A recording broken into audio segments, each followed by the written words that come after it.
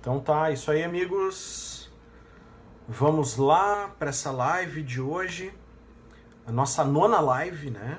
Já fizemos 8 antes e nós estamos falando praticamente de 9 horas de conteúdo, porque as lives foram praticamente de 1 hora. Né? Então, o que é legal, né? A gente poder entregar esse monte de conteúdo para o mercado, para as pessoas, para nossa audiência, para quem está nos assistindo.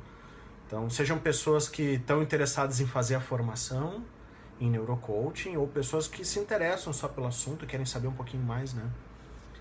Então, Grande Navarro já entrou aí para assistir. Então, se estiver me ouvindo, já dá um toque aí para mim, só para saber que tá gravando, tá tudo certo. Enquanto isso, já vou aqui na minha página mesmo, já vou aproveitar, vou compartilhar. Então, quem for entrando, aproveitar já, por favor, compartilhe para que mais pessoas acessem isso. Porque nós vamos falar um pouquinho hoje sobre realização, né? Sobre como é que a gente pode usar o neurocoaching para nos tornar mais realizadores como pessoas. Porque eu escuto direto uma série de pessoas falando que adorariam poder fazer mais coisas, que esbarra em dificuldades das mais variadas, em não acreditar em si, em preguiça, em crenças de que não são boas o suficiente, problemas de autoestima, e é um monte de coisa aí que acaba afetando as pessoas. Então nós vamos falar um pouquinho sobre a diferença de uma pessoa que usa os seus talentos, seu tempo, seu dinheiro, seu recurso para realizar e pessoas que não usam isso. Né? O que difere e por que a gente pode fazer isso? Então, para quem está acostumado a me ver nas quintas-feiras, né? Opa, grande Fabião, já vamos entrar aqui. Tá esperando tu entrar. Vamos adicionar o Fábio aqui na transmissão. A gente tem feito todas as quintas. E essa vez a gente está fazendo na quarta, porque eu não vou poder fazer. Amanhã eu vou estar participando de um evento. Grande Fábio, tudo bem? Não sei como é que tá a conexão. Tá meio travadinho, parece, né? Peraí, deixa eu ver se tudo no telefone. Peraí que eu nem sei. Não sei nem se sou eu. Não, sou eu. Eu tava sem Wi-Fi, agora conectei o Wi-Fi, deve melhorar. Deixa eu ver. Agora eu tô pela Wi-Fi. Eu tô... Melhorou aí? Tava comentando aqui já que a gente tá um pouquinho fora do dia, né? A gente faz quinta-feira normalmente, mas hoje estamos fazendo quarta porque amanhã tem um evento muito importante em São Paulo. Inclusive eu tô fazendo a live aqui direto do hotel para não perder essa oportunidade de falar com a galera, né? Falar sobre o neurocoaching. E já falar, né, Fábio? Nós encerramos o lote 1 antes de completar o prazo, né, cara? O prazo termina dia 30 e a gente já encerrou o lote, já acabaram os ingressos do lote 1, dos nossos ingressos lá do Neurocoaching.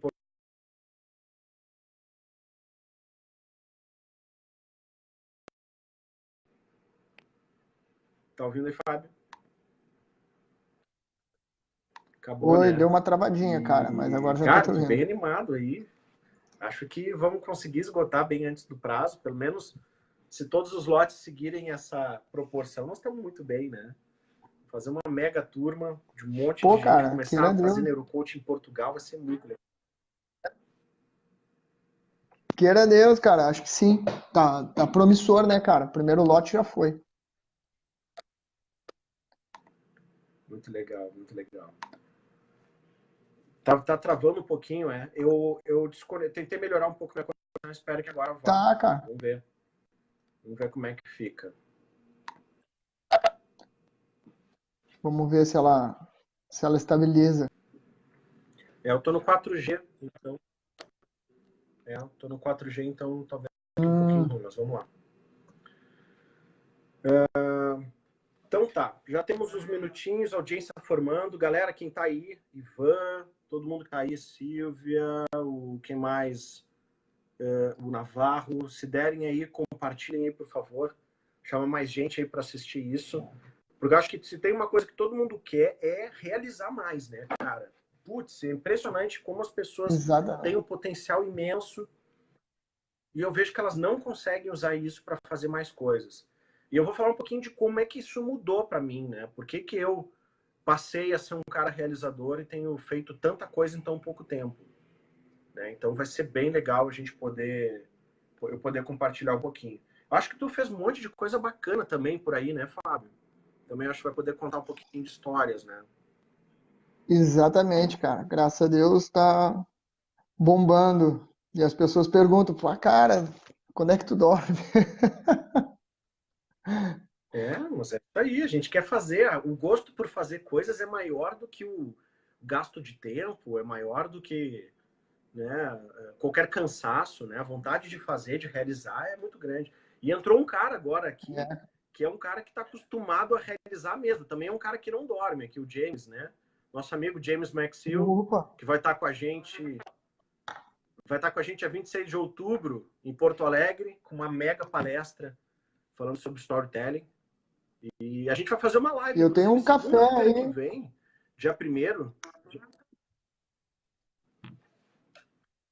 E eu tenho um café aí para tomar com o James, Ó, o James.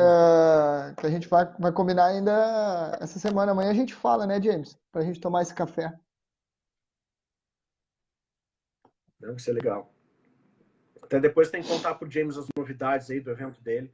Tá ficando bem legal, estamos escrevendo um monte de pessoas, um monte de empresas, estão fazendo uma mega divulgação e aí pretendemos falar meio, digamos assim, vamos colocar mais de 100 pessoas lá, né? Então vai ser bem, bem legal. Estamos trabalhando forte para isso. Mas vamos lá, vamos Show de falar com o bola. pessoal aí que está conectando, então. Qual é a diferença, então, falando de realização, né? Se a gente pegar uma pessoa realizadora, ó, o James já está em Lisboa, olha aí, ó. Isso. Chegou ontem. Bom, vamos lá. Se a gente falar de uma pessoa realizadora, o que uma pessoa realizadora faz diferente de quem não faz? Primeiro vamos falar de comportamento, vamos falar de atitudes. Depois nós vamos falar o porquê que ela tem esse comportamento, essas atitudes. Para a gente poder comparar. Grande, tá aí, que ótimo que tu tá aí. Então vamos lá. Uma pessoa realizadora. Vou comparar, vou falar de mim, até para não usar nenhum outro exemplo que eu não conheça ou diferente. Vou falar de mim. Quem o Thiago se tornou e comparar com quem o Thiago era. Bom, o que eu faço hoje? Eu aproveito todo o meu tempo disponível para fazer aquilo que eu acredito e aquilo que eu gosto, né, em termos de trabalho, né, em termos de realização de tudo. Então, o meu gasto de tempo ele é diferente do Thiago antes, que não realizava. Então, isso é algo Uhum. muito importante, porque não é que eu não tenha lazer, eu tenho, mas eu tenho menos do que o normal, do que talvez umas pessoas julguem como normal. Mas isso não é sacrificante para mim, porque eu amo o que eu faço. Então, tá gastando tempo com isso não é dolorido. Então, e aí entra uma recomendação muito importante que tem a ver, que nos torna realizadores.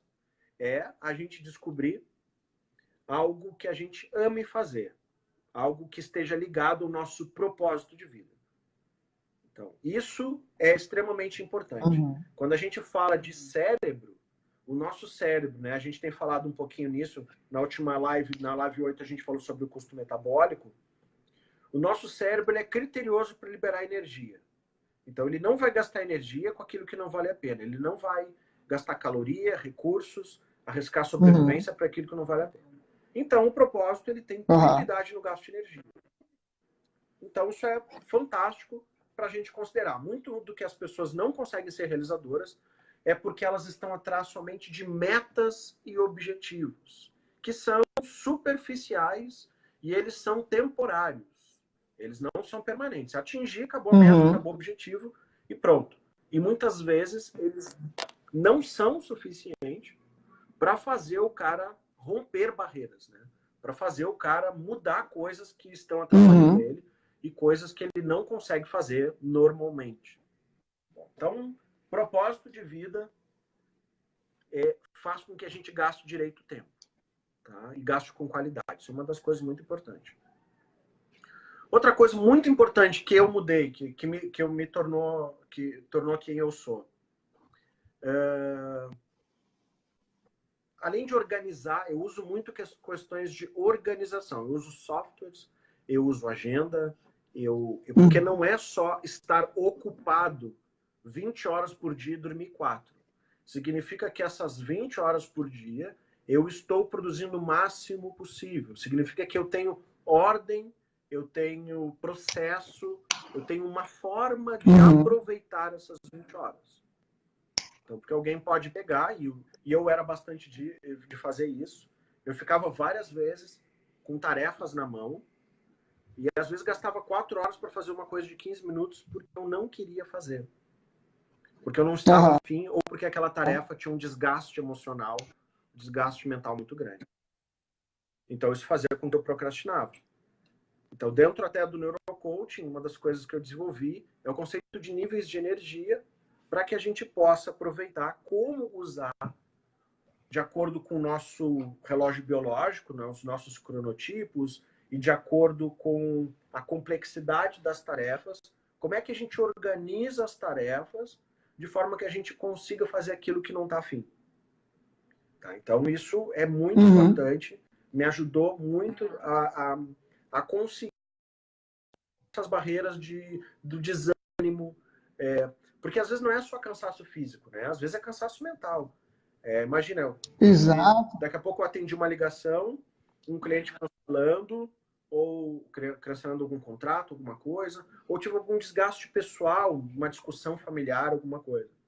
Então, emocionalmente, eu passo a estar abalado nos minutos seguintes e talvez por um bom tempo.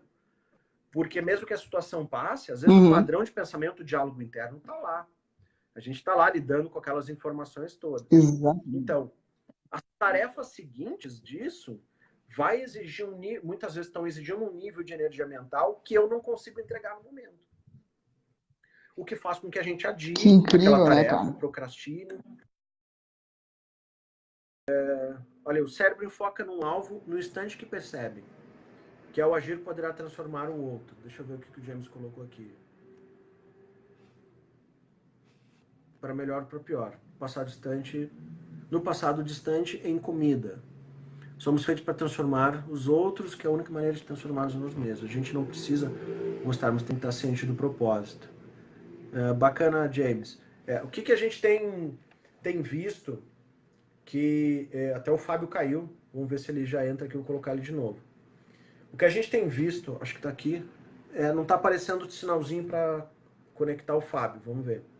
O que a gente tem visto é que mesmo quando o corpo ele está se entregando, né, fisicamente, eu dormi pouco, talvez um dia que eu me alimentei mal, né, o Fábio, deixa eu incluir ele de novo.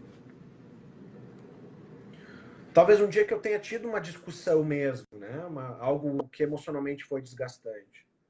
Caiu. Voltei. Voltamos, né, Fábio? Não sei o que aconteceu. Então, talvez, às vezes mesmo... Caiu.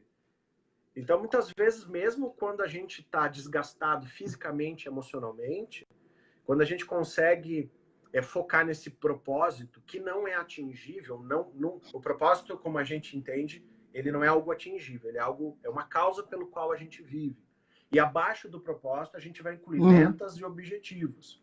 E o que a gente chama de a única coisa que a gente vai fazer para realizar isso, que normalmente é o foco num trabalho só. Né? Não adianta a gente dividir energia, que isso é péssimo para a gente. Então, a gente tem visto que as pessoas conseguem realizar muita coisa. As pessoas tendem a ser capazes de fazer coisas que elas não conseguiam fazer. Inclusive, fazer esse ponto 2 que a gente está falando, que é organização.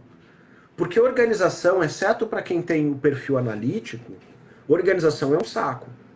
Então, também a gente considera... Caiu de novo. Cara, não sei o que está acontecendo aqui, tá fechando sozinho. Acho que o custo metabólico da minha presença na live está afetando a conexão. Tá alto aqui. Então, exceto para quem é analítico, tem um perfil psicológico analítico, e a gente já tem comprovado, tá, que existe relação mesmo. Como experimento científico, a gente já sabe que existem perfis. Tá? E os perfis podem ser usados sim. Agora, o que eu quero fazer é fazer uma relação com a genética. Eu quero provar que a gente nasce com um determinado perfil e depois a gente pode adaptar ou não, mas eu acredito que tem gene para alguns perfis, tá? Só coisa mais adiante para ver. O fato é que os perfis existem. Então, quando a gente fala de organizar uma agenda e nos tornar bastante produtivos, aproveitando melhor o tempo e impedindo que esses mecanismos nos sabotem, esses mecanismos nos roubem, né? A gente precisa organizar bem a agenda, mas até para organizar a agenda, que é super cansativo, tem um desgaste mental muito grande, o nosso cérebro precisa de porquê. Se não tiver um porquê adequado, a gente não vai gastar energia para fazer isso. Né? Ó, o Ivan colocou, simplificando, fazer o que gosta não cansa. Até cansa, mas é um cansaço que vale a pena, né? A gente está até exaurido lá e não quer saber, porque o gosto pelo realização é maior. Então isso fez uma diferença muito grande na minha vida quando eu passei a construir esse caminho para fazer o que eu queria. Porque não foi de uma hora para outra. Durante alguns anos, eu trabalhei com jornada dupla, trabalhando no mercado, no horário comercial, e fora do horário comercial, trabalhando dando aula. E inclusive fim de semana. Então, eu tinha uma jornada trabalhando 14, 16 horas por dia. Né? E teve algum problema? Durante um tempo teve, porque durante o tempo deu para conciliar e depois começou a ter cada vez mais problema, porque eu comecei a não querer mais fazer o meu trabalho tradicional. Começou a ser dolorido fazer o meu trabalho tradicional, porque eu queria viver aquele sonho, aquilo que eu acreditava, eu queria viver o meu propósito.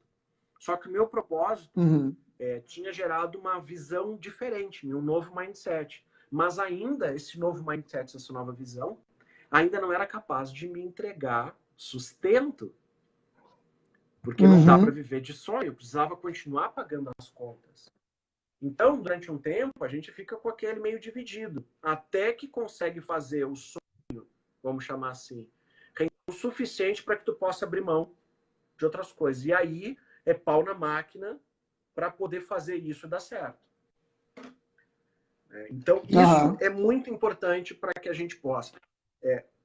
E aí entra uma diferença que a gente tem falado bastante do coaching tradicional, que o coaching tradicional ele tenta não fazer juízos, ele tenta não dar opiniões e ele tenta ajudar nas demandas do coach naquilo que ele pede. A gente no neurocoaching, a gente não ajuda as pessoas a se afundar. Não que o coaching faça isso, porque talvez ele nem entenda a complexidade, porque nem se envolve o suficiente para isso. Mas a gente no neurocoaching, a gente quer saber por que ele quer aqueles objetivos, né? Qual a importância daquilo, quem ele é. Porque se ele está dizendo que precisa atingir um objetivo de algo que a gente sabe que vai só afundar mais ele numa carreira que ele odeia, a gente não vai fazer isso. A gente vai ajudá-lo a se libertar, para que ele possa, então, estabelecer objetivos que o levem ao propósito. Porque eu já vi, a gente teve uma neurocoach nossa, a Raquel, uma neurocoach nossa, que ela fala exatamente isso. Ela foi Miss Bikini, ela teve um corpo escultural lá, ela emagreceu 20 e poucos quilos para fazer a competição, ela comia só o que podia, fazia uma restrição alimentar absurda para ter o corpo perfeito para ser Miss Bikini. Né? Que é aquelas Miss que tem um corpo lá todo malhado, né? Todo musculoso e tal. Saradíssima, né? Super saradíssima. Ela ganhou a competição com 47 quilos, imagina. Né? 47 quilos, acho que tem meu braço, ainda mais pesado do jeito que eu tô agora. Né? E imagina só, e ela justamente fez isso. Ela fez quase que um processo de coaching, só que ela mesmo de auto-coaching, e ela alterou um monte de coisas. Ela atingiu. Só que o sacrifício, porque a mente não estava preparada, ela não se preparou para isso, não estava atrelado nenhum propósito, nem nada, era só um objetivo. O que ela fez depois que ela atingiu? Ela engordou 20 quilos de novo, ficou irreconhecível. Em 3 meses. Nossa. Porque ao ponto dela se traumatizar. Ela ficou traumatizada com toda aquela restrição alimentar, com a dor que foi causada atingindo aquele objetivo. Então, aí ela foi se compensar, né? Foi, e aí ela não queria mais malhar. Não queria mais fazer nada. Né? E, por quê? Porque ela foi só para atingir um objetivo. E a gente tem visto direto. As pessoas vão atingir um objetivo, se sacrificam além da conta, não está atrelado a um propósito. Aquilo, ao invés de ser uma conquista, se torna só dor. E a pessoa desiste e volta ao estado anterior.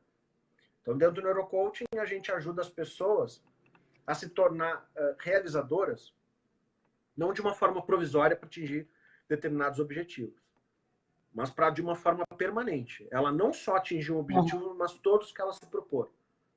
Porque ela vai estar pronta mentalmente para lidar com as dificuldades, com o cansaço, com o sono. Ela vai enxergar um porquê para fazer aquelas atividades. Então, aquela dor vai ser transformada em recompensa.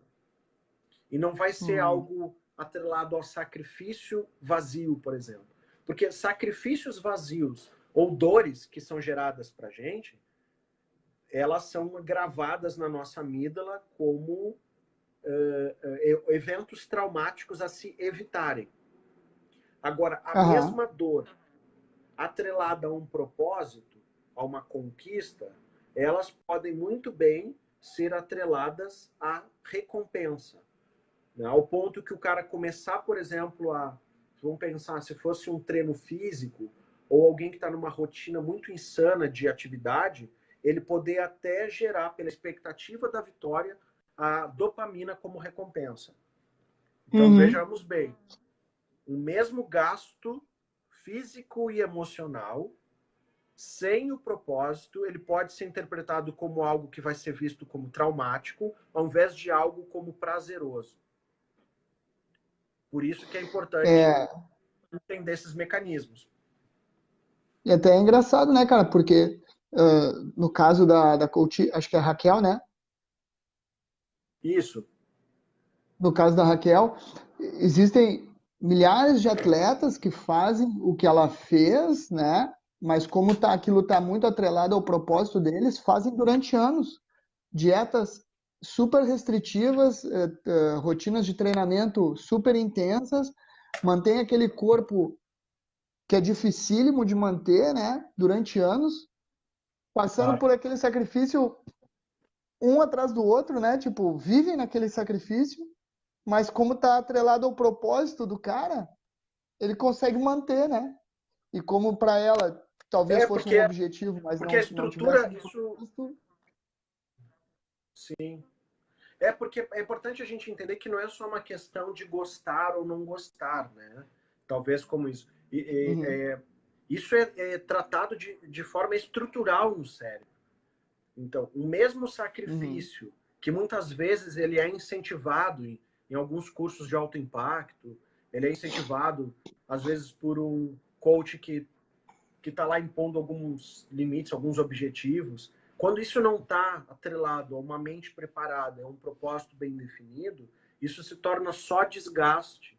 E essa série de eventos de desgaste, eles são interpretados como eventos traumáticos e são armazenados dessa forma no cérebro. Então não é só um padrão de pensamento, ele é gravado de forma diferente. Então não adianta só, mas aí tu pensa diferente, tem que pensar que isso é bom para ti. Isso é analítico, isso é um processo de pensamento analítico que representa 15% do nosso processo de decisão. Então quando até se fala, vou ressignificar, como se fosse super simples, não é simples. Porque são 15% do processo de decisão racional e consciente para lutar contra os 85%. Então quando eu quero dizer que um evento que foi traumático, eu preciso ressignificar, mostrando para o cérebro que ele não é mais traumático, não é simplesmente de uma forma racional dizer, mas pensa que aquele teu treinamento durante tanto tempo, ele foi bom para ti. Tá, racionalmente a pessoa até pode entender, mas a memória que foi armazenada de forma traumática, que está armazenada na amígdala cerebral, que é onde se armazena memórias traumáticas, ela não vai migrar para o hipocampo, onde estão as outras memórias, simplesmente porque eu ressignifiquei. Não é assim que funciona. Então essas coisas são muito mais... interessante, né, cara? E aí a muito mais segunda vez complexas. é pior, né, cara? Daí, tipo, a pessoa passa por aquele trauma, né? A segunda vez é que nem como se fosse pisar a segunda vez no prego, né? Porque o cérebro ele armazena todos os episódios para que a gente possa ser capaz de evitar aquilo no futuro. Então, por isso que ele Aham. armazena e gera uma memória forte. Lá no custo metabólico, tudo que é experiência traumática tem prioridade. A gente grava todas elas.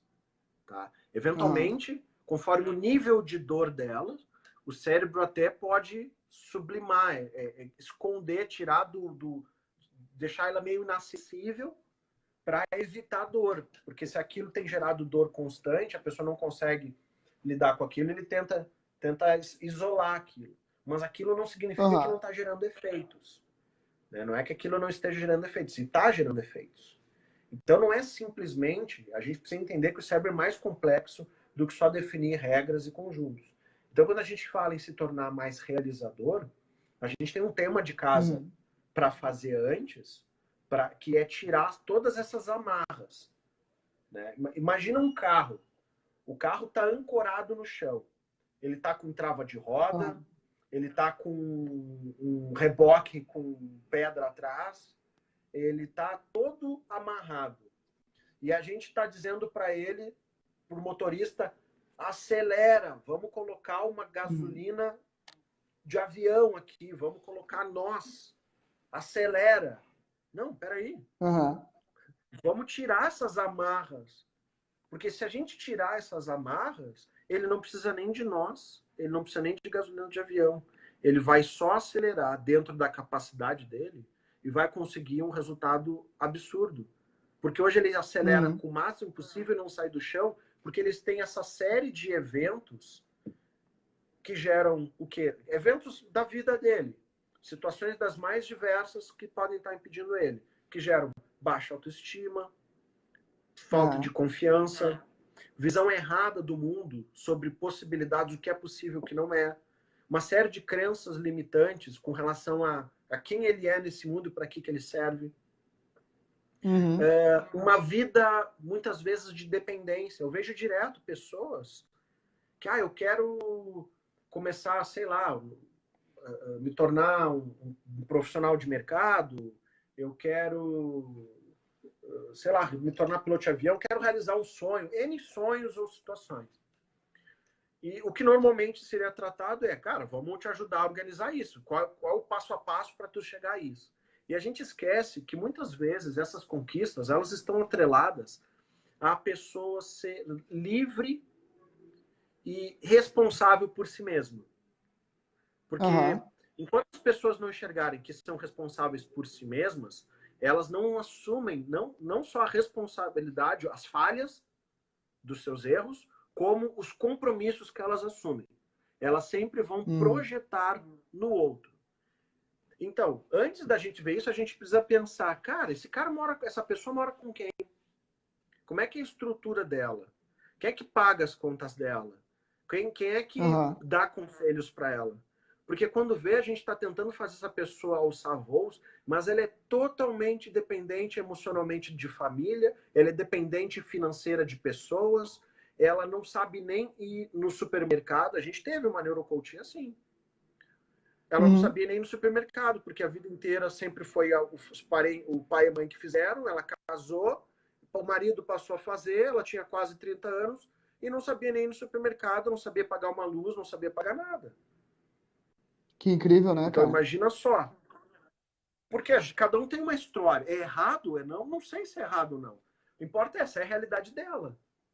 Então, antes da gente Aham. propor até coisas maiores, a gente precisa ajudar a pessoa a fazer coisas menores.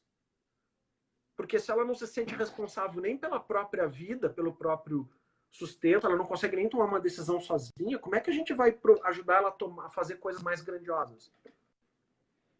É uma evolução. A gente tá, o cara aprendendo lá que ano que aprende lá? Acho que na terceira série lá, o cara aprende a fazer conta de mais e de menos, conta de subtração e soma, e está querendo exigir que o Aham. cara faça equação de segundo grau. Uma potência, né? Tem etapas, não dá para pular isso. E a gente vê as pessoas pulando porque ela quer o resultado. E ela quer o resultado para ontem. Por isso que muitos Uhum. treinamentos, muitos eventos e palestras tendem a atrair um grande público, porque as pessoas querem uma mágica, elas querem uma solução prática que resolva da noite para o dia, porque as pessoas não querem passar por esse sacrifício, elas não querem seguir as etapas normais para se atingir as coisas. E não vai acontecer, desculpa dizer, mas não vai acontecer. A gente pode acelerar, a gente pode dedicar melhor o tempo, a gente pode buscar as ferramentas, né? Dá para ganhar tempo, mas tem limite. Não tem como. Né? Então, por exemplo, pega mesmo uma Exato. formação, um MBA, sei lá, um MBA tem 400 horas, pelo menos. Ah, eu quero fazer um MBA em um mês. Cara, não tem como. Não tem hora suficiente no mês para tu fazer isso, nem fazer as avaliações. É mais ou menos isso que a gente tem que entender. As coisas precisam ser escalonadas, construídas. E ser realizador subentende a gente fazer essas análises principais. Porque quando a pessoa se propuser a fazer algo, ela não tem amarra nenhuma. Ela confia nela mesma. E porque ela confia nela mesma, ela vai olhar a tarefa e não vai achar que a tarefa é mais difícil do que ela é. Quando ela enxergar um desafio, um risco, ela não vai maximizar o risco nem o desafio. Ela vai dizer, não, bacana, é difícil, mas eu tô ligado nas dificuldades, já me preparei e sem crise vou enfrentar. Ela aprende a lidar com as falhas, porque as falhas têm sido, o medo da falha tem sido um grande sabotador. Agora, por que uma pessoa tem medo da falha? O que tu acha, hein? Por que a pessoa tem medo da falha? Cara, eu acho que é uma questão de educação e de ego.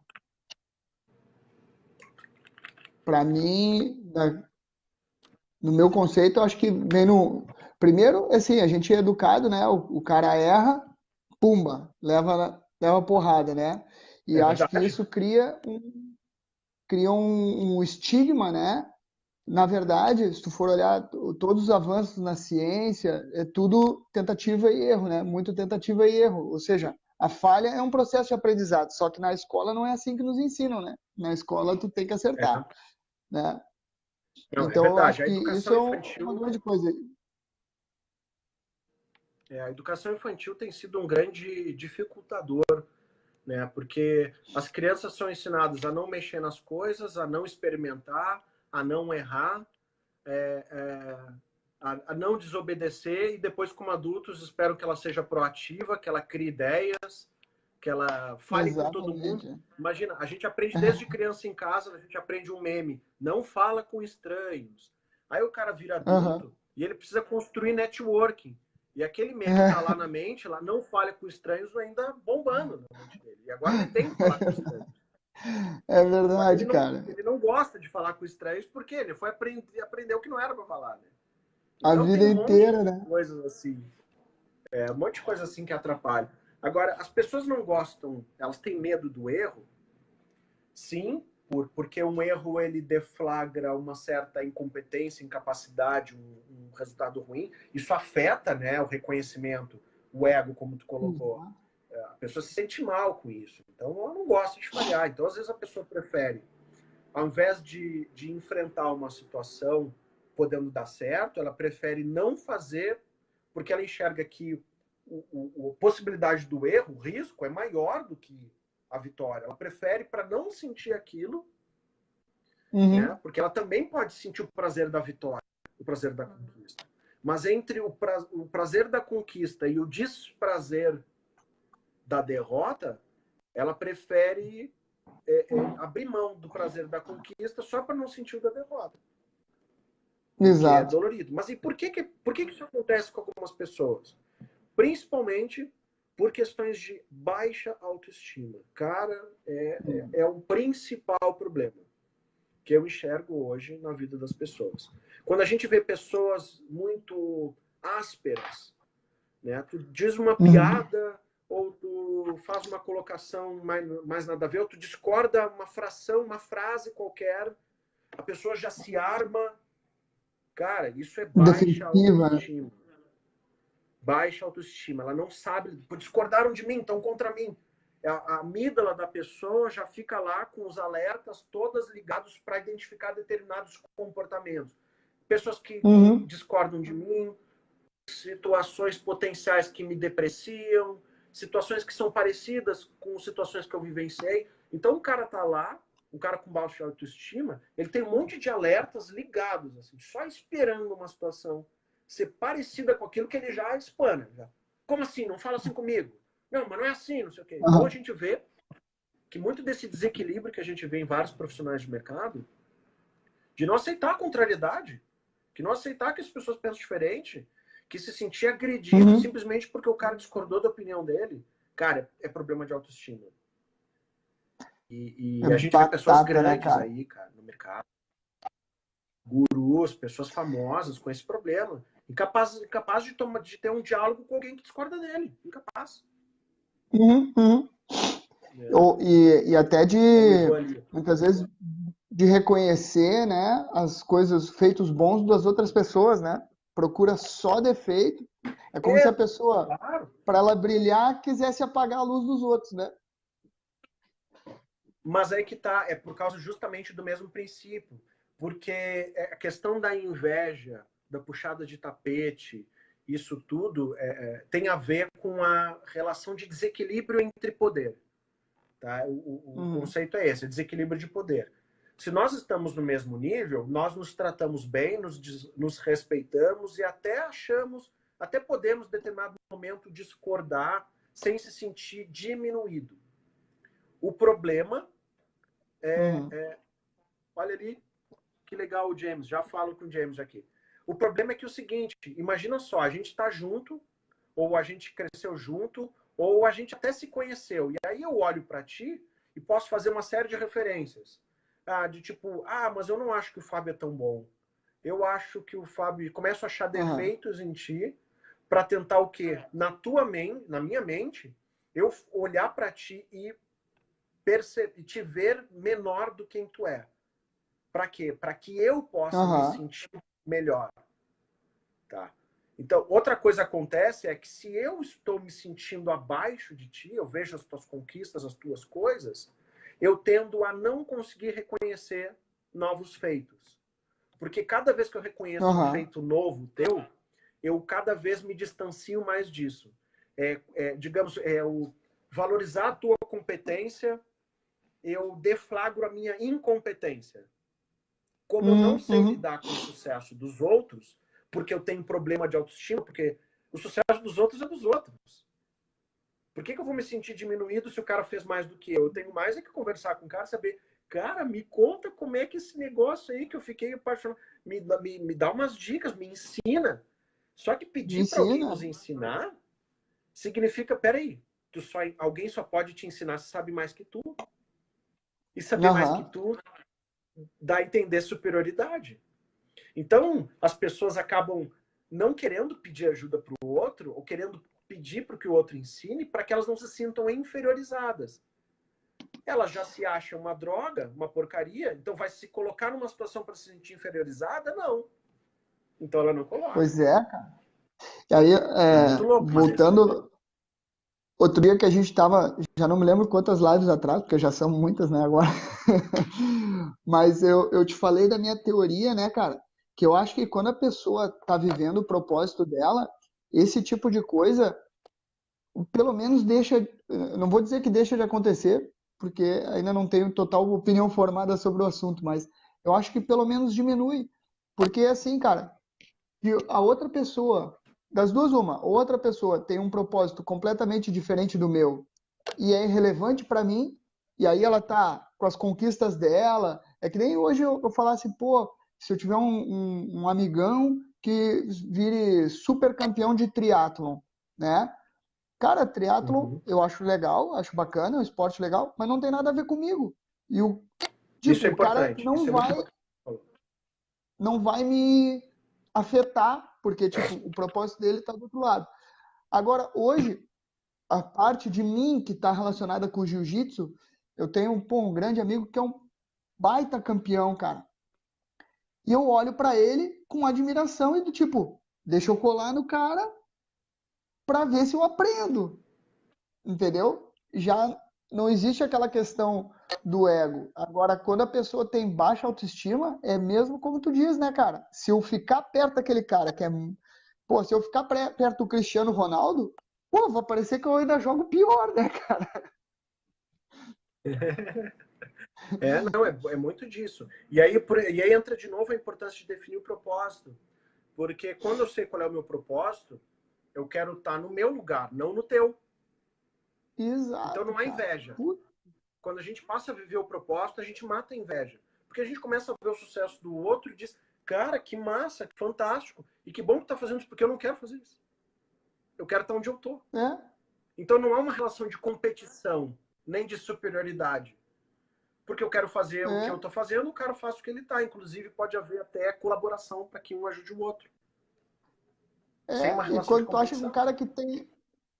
E quando tu acha um cara que tem exatamente a mesma linha, o mesmo propósito, não sei o quê, tu quer colar com aquele cara, porque, tipo, a ação do cara Vamos dá nos unir, força pra ti vamos também, entendeu? treinar junto. É, A gente cara. pega filmes, tem coisas legais no filme. Pô, pensa o Apollo e o Rock que treinaram uma época juntos. Os caras foram até rivais no Exatamente. momento. Vamos aprender, cara. Vamos somar. Que história é essa? Vamos se ajudar nisso. Ao invés de ficar Lá tá, né, competindo cara? que nem um tarigó.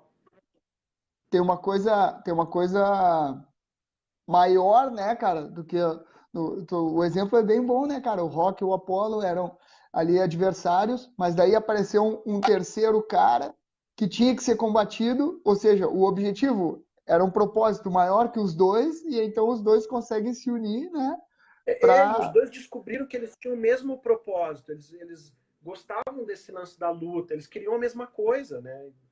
Então, é Exato. muito legal a gente pensar sobre isso. E eu acho que falta muito disso, né? E no próprio mercado de coaching, a gente vê uma competição absurda, as pessoas falando mal direto do trabalho um do outro. Uhum. E o que a gente tem feito no Neurocoaching? A gente não fala de ninguém, a gente fala de processo, a gente quer a ciência.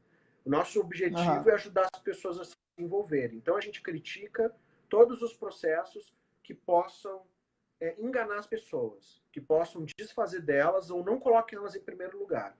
É isso que a gente tem, digamos, brigado. Porque o nosso objetivo são as pessoas, né? Ó, aqui o James. Aham. Olha, Ó, o James botou ali mais uma boa. lê pra gente aqui que pra mim tá difícil, Fábio. Tu consegue ler James aí? escreveu o seguinte, ó: para desenvolver autorrespeito sólido, baseado em quatro convicções básicas ou quatro aspectos das histórias que estamos utilizando para nos fazer entender. Eu sou amado e eu tenho valor, e tu pode ser amado e tu tens valor. Bacana. Muito legal. Bacana. Pô, James, tu tá me deixando intrigado. Quero ouvir mais sobre essas coisas aqui. Bom, vai ser legal. Ó, pessoal, segunda-feira, dia 1º, tá? Às 7 da noite. Se conectem aí comigo, com o James. E nós vamos bater um papo, nós vamos trazer umas perguntas, vai ser bem legal. A gente vai falar sobre as histórias, sobre neurociência e como isso impacta. É impressionante. O pessoal não tem ideia da importância do storytelling na vida de todo mundo. Serve para tudo, serve para até para o que, digamos, se o cara tá com a esposa lá em dúvida, a esposa quer ir no sushi e o cara quer ir na churrascaria. Se o cara souber contar uma história, ele convence a mulher para ir na churrascaria. Até para isso, né?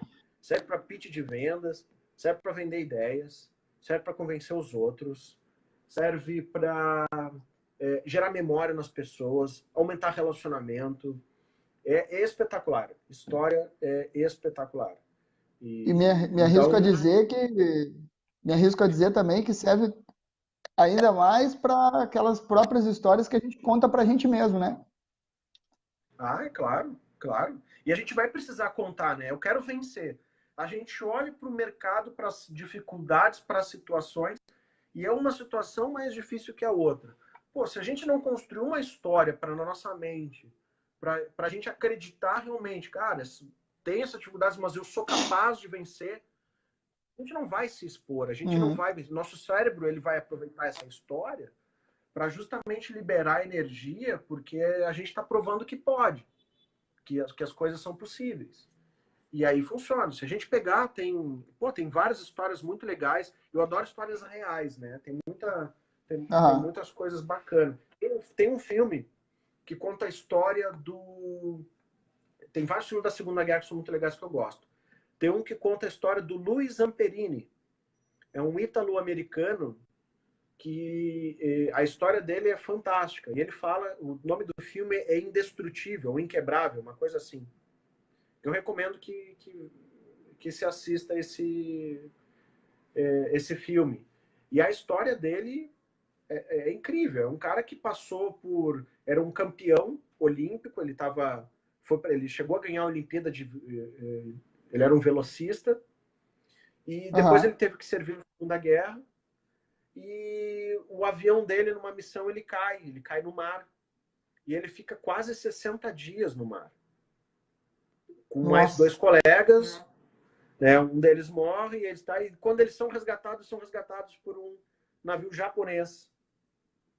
E aí eles vão do resgate para um campo de concentração de trabalhos forçados. Então, a história é terrível. E ele se mantém firme na história dele, que era de um campeão velocista.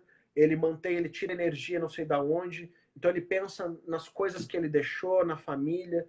E toda essa história que ele conta para ele mesmo é o que mantém ele indestrutível e quebrado. Ele apanhando direto todo o tempo durante o filme. Né? E ele consegue depois, aí termina a guerra e tal, um monte de coisa, e o filme termina, não é spoiler, eu estou contando o filme mesmo, né? Depois o pessoal assiste. Além de spoiler, é quase uma narrativa. E aí o final do filme aparece o cara, o próprio Louis Zamperini, o real Louis Zamperini, ele voltando, carregando a tocha olímpica no Japão, em Tóquio, depois de décadas que ele não tinha ido lá, e ele foi lá fazendo essa corrida num país, né, num povo que humilhou, que manteve ele preso por um tempão, e ele lá com 98 anos ele fazendo isso. Então, cara, o espetáculo vale a pena ver, e só para colaborar com o que tu colocou, que realmente as histórias que a gente conta pra gente, elas podem ser potencializadoras, nos ajudar a vencer. Mas as outras histórias, que são mentiras que a gente conta pra gente, é que normalmente fazem a gente não ser vitorioso. Porque o recurso todos nós temos. Todas as capacidades nós temos. E o que a gente não tiver, a gente consegue. E até na mesma linha desse filme, cara, tem aquele livro Em Busca de um Propósito, que também era um refugiado da Segunda Guerra, que conseguiu, também passou por, imagina, tudo aquilo e conseguiu sobreviver, fugir e depois ter ainda uma vida, né? E ele conta tudo isso nesse livro, não me lembro o nome do autor. Eu comprei o livro e acabei dando antes de ler. Mas eu sei que a história do livro é essa. Cortou um Ele, pouquinho com aqui. base Qual é o nome? o nome do livro é Um Homem em Busca de um Propósito. E também é um da Segunda Guerra, um campo de concentração, que conseguiu, através da própria narrativa, né, sobreviver ao campo e chegar nos Estados Unidos. Então também é histórias, né? Histórias. O James coloca aqui, ó. O Carlos Balboa coloca que o nome do filme é Invencível no Brasil e o título original é Unbroken. Unbroken. É espetacular. Recomendo todo mundo ver. Não, e é bem isso. Se a gente for olhar também o poder que tem da neurociência junto nas histórias, que até então as histórias a gente só sabia que eram legais, né? E que elas tinham todos propósito. Com o estudo da neurociência, a gente começou a entender por que isso funciona. A gente já sabia que funcionava. Por que isso funciona? E a gente começou a entender que, cara, histórias são coisas absurdas. Se a gente for olhar os reinados, os próprios, sei lá, imperadores, ditadores, seja quem for, as histórias que foram contadas para o povo, que fizeram o povo se mexer, né? A própria história que o Hitler contou para os alemães foi o que fizeram os alemães entrar na guerra e tudo. A história foi bem contada e foi usado com base em vários fatos reais para criar aquela situação. E uma delas era de provar, né, fazer o povo acreditar que os judeus eram como uma peste, como se fossem uma praga, como se fossem acabar com a infestação de ratos. Então, quando os caras matavam um judeu, faziam experiências ou colocavam um campo de concentração, eles não tinham uma culpa no sentido que eu estou matando um ser humano, porque para eles eles foram convencidos através da história que as pessoas não eram reais, que as pessoas eram simplesmente praga. Então tu vê realmente o poder que tem isso aí. Então isso é tema para a gente falar aí na live, né? Na segunda-feira, que vai ser bem legal. Porque isso é um tema, eu sou apaixonado por histórias. E inclusive tem um livro, o James deve conhecer, um livro chamado Story, que é fantástico esse livro, é um livro grosso, que fala sobre os princípios da história, né? Então, já tem mais um ali. Então é muito legal a gente desenvolver essa capacidade, tá? Agora, terminando aqui, indo para o nosso finalmente aí da live, falando sobre realização, a gente tem que perceber que ser capaz de realizar um monte de coisa, ele subentende, digamos, um checklist. Talvez a gente teria que criar talvez um checklist de coisas que a gente precisa resolver para poder ser capaz de realizar. Porque caso contrário, a gente vai gastar tempo, vai gastar dinheiro e vai gerar mais frustração, porque a gente vai se propor a fazer coisas que não está pronto, que vai falhar, e vai gerar mais memória negativa e mais autoconvencimento de incapacidade. Então, quando a gente resolve essas coisas, a gente se torna apto para poder gerar novas experiências e experiências que se tornam vitoriosas. Mas a gente precisa construir isso. Não é algo simples, mas é possível. A gente não precisa que seja simples ou fácil, a gente só precisa que seja possível. E a gente tem essas ferramentas dentro do neurocoaching para ajudar as pessoas a destravar isso. Então, a gente Muito legal. tem aí dezenas de histórias de pessoas que conseguiram destravar, conseguiram passar a ser realizadoras porque tiraram essas amarras, entenderam determinados processos, inclusive crenças limitantes sobre a sua própria capacidade, né, com relação à capacidade de estudar, capacidade de ler, dificuldade de acordar cedo, falta de foco. O que eu vejo de gente estigmatizada com diagnósticos de bipolaridade ou diagnósticos de TDAH, né, de transtornos de déficit de atenção e hiperatividade, e que se passam a ter comportamentos, porque justamente, de novo, uma história contada para elas, para não negar a história, elas acabam adquirindo até comportamentos que não tinham antes do diagnóstico, só para corroborar com o diagnóstico. Então o cara nem era tão hiperativo assim, mas como ele agora tem uma lista que diz que toda pessoa que tem TDAH tem aqueles tipos de sintoma, ele passa a ter aqueles sintomas até os que ele não tinha. Quase como um senso de pertencimento. Eu tenho esse rótulo de TDAH, então eu não consigo fazer as coisas porque eu sou hiperativo. Não. Não. Isso tudo é uma forma de enxergar as coisas de forma diferente. Porque o mundo é construído por causa dos hiperativos. Os hiperativos, os incansáveis, os que não conseguem, às vezes, ter foco numa única coisa, muitas vezes são os que conseguem mudar as coisas. Conseguem mudar o mundo, fazer o mundo girar. Então, também quando a gente começa a enxergar na nossa individualidade que eu não posso querer me comparar com o outro só comigo, a gente começa também a ver a beleza de quem nós somos e melhora a nossa autoestima porque nos faz nos aceitar. E quando eu me aceito, eu passo a ver o potencial do que eu sou bom e do que eu sou ruim. E aí eu consigo potencializar o que eu sou bom e talvez o que eu sou ruim eu deixo para outra pessoa fazer. Porque tem coisas que eu não sou bom e nem tenho que gastar tempo para fazer isso. E não tem nada de errado. Agora, se o cara cresce num ambiente familiar, ou num círculo de amizade, ou de estudo, em que se estabelece que se a pessoa não for aquele padrão, ela é uma fracassada, ela passa sempre a gerar uma frustração porque ela não se encaixa nos padrões. Quando ela não tem nada de errado, mas o mundo convence ela de que ela tem alguma coisa de errado, e por isso ela acaba agindo de errado, de forma errada. Ela acaba não correspondendo a isso. Claro. Ela acredita, realmente, eu não sou tão bom assim, e passa a ter um padrão realmente medíocre. Que acredita na história que contaram para ela. Aqui o Tchá tá. E aí? São movidos pelos pavões. Verdade, vô, é isso aí. É o Alexandre aqui, ó. Esse conhecimento, Thiago, é bacana, bem passado pessoalmente até online. Legal, valeu, Alexandre. Muito show. O problema é não Serve até conseguir como parar de produzir. álibi, né, cara? Pra pessoa O não Ivan tem uma fazer, história né? bem legal também, cara. Álibi, matou, adorei o termo. É álibi mesmo, cara. Nem me exijo muito que eu tenho esse problema, eu tenho aquele, né? Ah, falhei. Não, mas é porque eu tenho É. TDAH. Ah, não deu porque eu doei. Cara, e não tem. Sério, não tem. Eu ainda vou lutar muito sobre isso. Eu não acredito que as pessoas têm essas limitações que a medicina, os terapeutas, Uhum. seja quem quer, diz que as pessoas têm. Eu não acredito.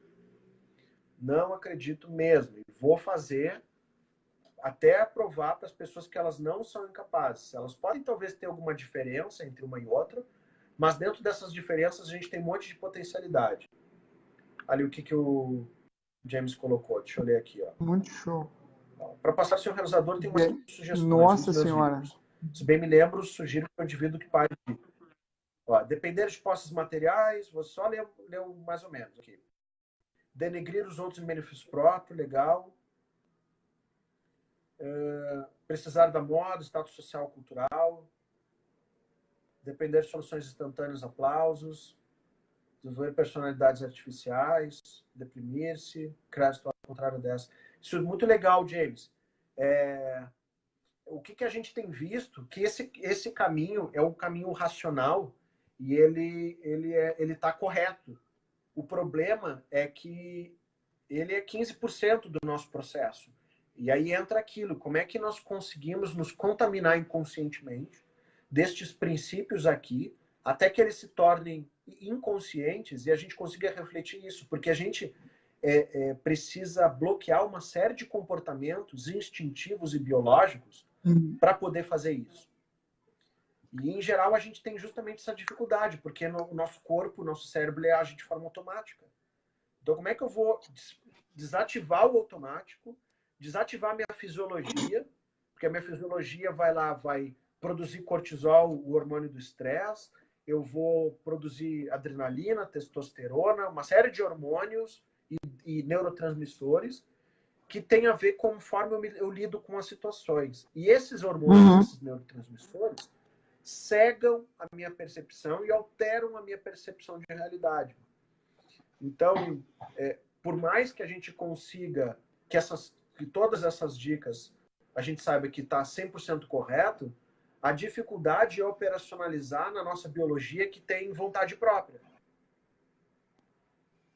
E aí que tá, porque o nosso corpo quer fazer diferente.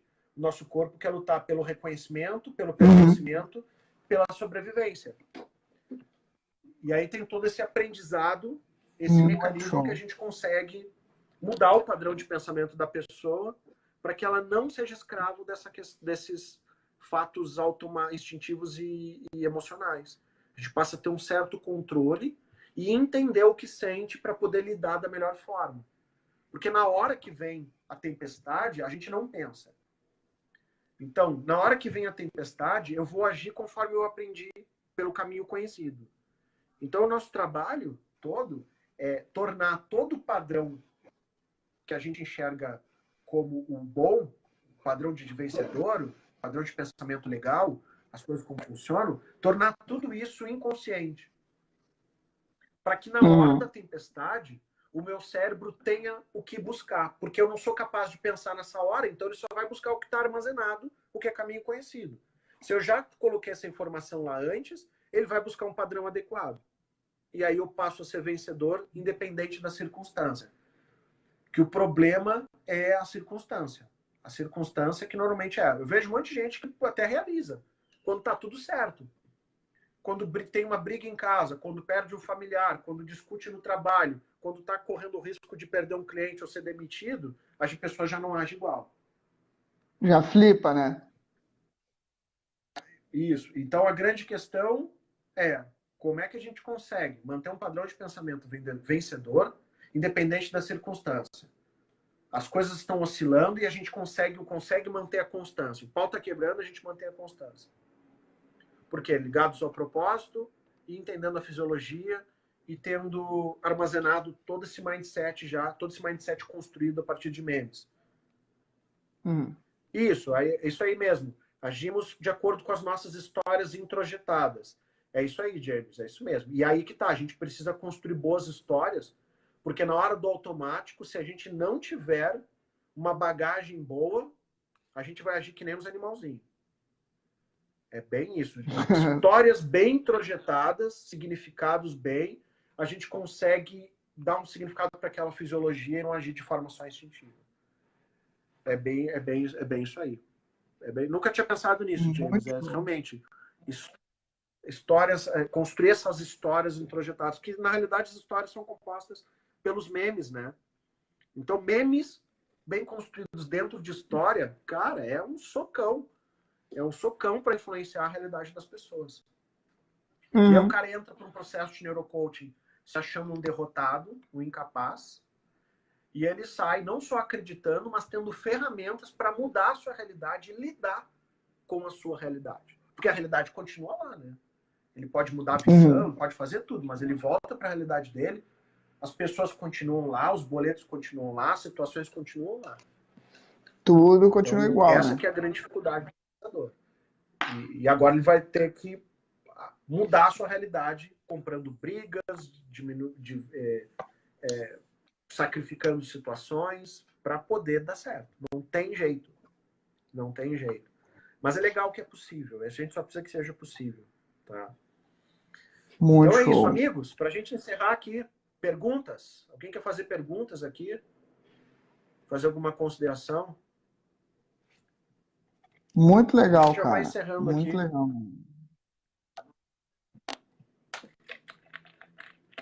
Algumas diferenças. Muito a gente legal. já viu, nós já tivemos neurocoaches que em determinado momento, quando sentiram que a vibe ia ser, iniciaram, disseram, legal, vamos fazer o processo, quero vencer, é isso, vai ser legal buscar o meu propósito, quero ser um cara realizador, inicia o processo. E já tivemos, em determinado momento, o neurocoach que sentiu que ele ia ter que mudar um monte de coisa na vida dele, porque o neurocoach, ele não impõe nada. Mas o cara começa a concluir pelo processo todo que ele vai ter que mexer em coisas. Ele vai ter que passar a ser mais responsável por algumas coisas, ele vai ter que ser o protagonista da vida dele, ele vai ter que acabar com vitimismo, situações de padrões de pensamento que o denigrem e tal. Então, algumas vezes o cara se depara com isso e ele prefere pegar o cabinho da Matrix e ligar de volta. Não me devolve para a Matrix, porque eu não quero esse nível de responsabilidade para minha vida aqui, não. Vai ser muito difícil, vai doer demais. Não me devolve para a Matrix. Prefiro continuar na ilusão, nesse mundinho de fantasia. E é difícil. É realmente difícil. Mas o sabor da vitória é a coisa mais espetacular que existe. Muito show. É isso, amigos? Então é isso. Vamos terminando, cara. Né, cara? Vamos, cara. Pô, foi muito show, cara. Grandes participações aí hoje. Audiência de peso, como sempre. Obrigado aí, James, pela presença. O Ivan, sempre presente. É verdade. Sempre participativo, sempre nos ajudando. E beleza, cara. E mais então, coisas, vou falar cara. o seguinte, falando do neurocoach, isso, só falando aí do neurocoaching de Lisboa, então, a gente encerrou o primeiro lote. O primeiro lote terminava dia 30 de setembro. Tá? Nós já terminamos o primeiro ontem ou hoje, não sei bem, acho que ontem. Já terminamos, então a gente terminou os ingressos antes do prazo. Aí o que eu fiz? Eu abri o segundo lote já agora, para poder não ficar 4, 5 dias sem venda. Então, quem tiver interesse, público aí de Lisboa, até mesmo de quem for do Brasil e quiser assistir, vai ser um espetáculo. Já aproveita, faz um turismo lá. Vai ser uma baita de uma formação. Né? E nós vamos levar aí essa transformação para mais lugares aí do mundo. Né? Esperamos não só Lisboa, mas que em 2019 nós possamos estar em pelo menos mais 3 países. Essa é a ideia. Isso mesmo, cara. Certo, amigos? Então, chamem eu e o Fábio. Exatamente, estamos disponíveis aí para dar mais informações sobre o treinamento, local e etc. Chame na mensagem, chame no privado, que a gente passa toda a informação que nós temos. Valeu. Obrigado, amigos. Até mais. Beleza? Tiagão, boa sorte tchau, amanhã. Valeu. Grande abraço. Falou.